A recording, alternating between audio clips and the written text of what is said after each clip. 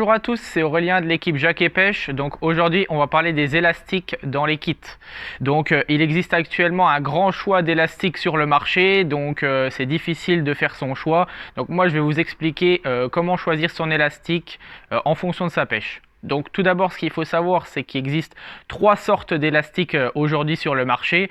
Donc tout d'abord, il existe l'élastique plein. Donc l'élastique plein, il est fabriqué en latex, donc avec une fine couche, on va dire, de silicone. Donc il va offrir une grande résistance dans le temps à l'élastique et qui va permettre une glisse vraiment optimale. Donc en règle générale, ça a des coefficients de 700%. Donc qu'est-ce que veut dire 700%? C'est-à-dire qu'avec 3 mètres d'élastique à l'intérieur du kit, on peut favoriser l'allongement de 21 mètres d'élastique. Donc 700% x 3 mètres. Donc en règle générale, les diamètres des élastiques pleins, ils sont compris entre 0,6 mm et 2 mm.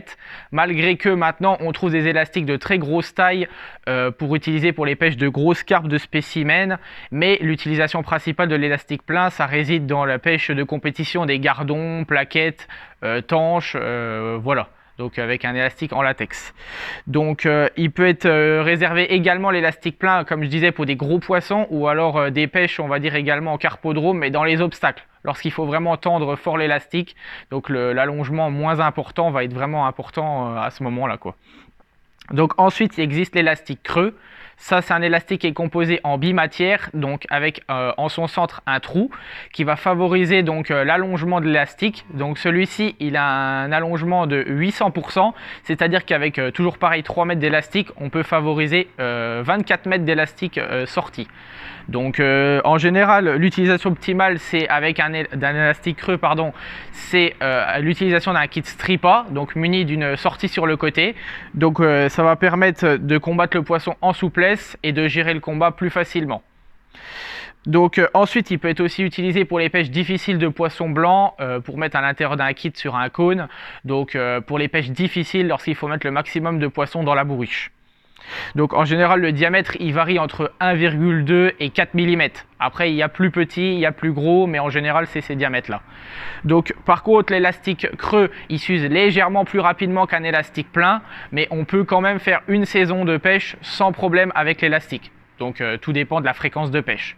De plus, il existe des produits spécifiques qui permettent donc de garder l'élastique plus longtemps et de favoriser la glisse. Comme le liquide Fun Fishing, le lubrifiant, ça permet de garder plus longtemps son élastique en partie de pêche. Donc ensuite, le troisième et dernier élastique qui est apparu très récemment, donc c'est l'élastique hybride. Donc l'élastique hybride, en fait, c'est le jumelage parfait entre l'élastique plein et l'élastique creux. Donc c'est ni plus ni moins qu'un élastique plein, mais vraiment très souple. Donc ça va permettre donc de favoriser le démarrage du poisson.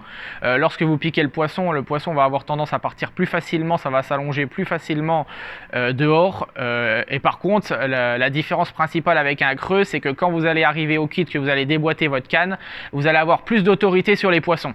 Donc c'est pour ça que le petit astuce, c'est de prendre en général, si vous avez l'habitude de pêcher avec des creux et que vous voulez passer avec des hybrides, vous mettez une taille généralement en dessous.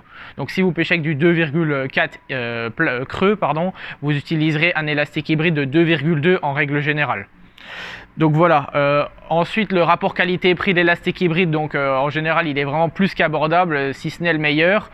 C'est ce qui va permettre d'équiper un bon nombre de kits à des prix vraiment très raisonnables. Donc, et puis en plus il se garde vraiment bien dans le temps, l'élastique hybride. Donc il permet aussi bien en plus de pêcher le poisson blanc dans les petites tailles que les grosses carpes dans les grosses tailles avec l'utilisation d'un kit Stripa, je le rappelle. Donc ensuite, comment bien choisir la taille de son élastique? Donc ça, il y a plusieurs critères à prendre en compte. Donc tout d'abord, ce qui est primordial, c'est d'avoir la taille de l'élastique qui est toujours en raccord avec son fil et son nylon. Et son hameçon également. Donc pour vous donner un exemple, moi ce que j'utilise régulièrement pour des pêches de carpes fines dans les carpodromes en concours, c'est un élastique creux de 2 mm avec une ligne équipée d'un nylon de 16 centièmes et un hameçon de 16. Donc là on reste plutôt pas mal. Donc ensuite il faut tenir compte de la puissance du kit qu'on utilise, parce que si vous utilisez un élastique trop puissant par rapport au kit, vous allez avoir tendance à casser du matériel et ça serait vraiment dommage, quoi. Donc il faut vraiment tenir compte des informations prescrites par les détaillants et puis par les marques. Donc ensuite la tension, ça a aussi un rôle vraiment très important dans la réussite de la pêche. Pour mettre le maximum de poissons à la bourriche, il faut vraiment que la tension de l'élastique soit optimale. C'est-à-dire que si l'élastique est trop tendu dans la canne, vous allez décrocher beaucoup de poissons parce qu'il sortira pas assez, il sera pas assez souple. Et si au contraire vous avez un élastique qui est trop peu tendu, vous n'allez pas réussir à piquer le poisson, l'hameçon ne rentrera pas bien dans la lèvre du poisson et vous arriverez pas, vous allez décrocher beaucoup de poissons.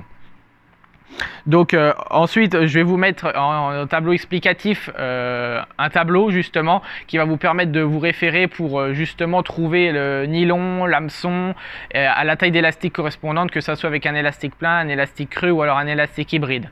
Donc n'hésitez pas à retrouver toute notre gamme d'élastiques, que ça soit plein, hybride ou creux, en magasin. Je vous donnerai des conseils sans problème, ou alors sur notre site internet dans la rubrique des élastiques. Donc voilà, moi je vous dis à bientôt et abonnez-vous. Au revoir.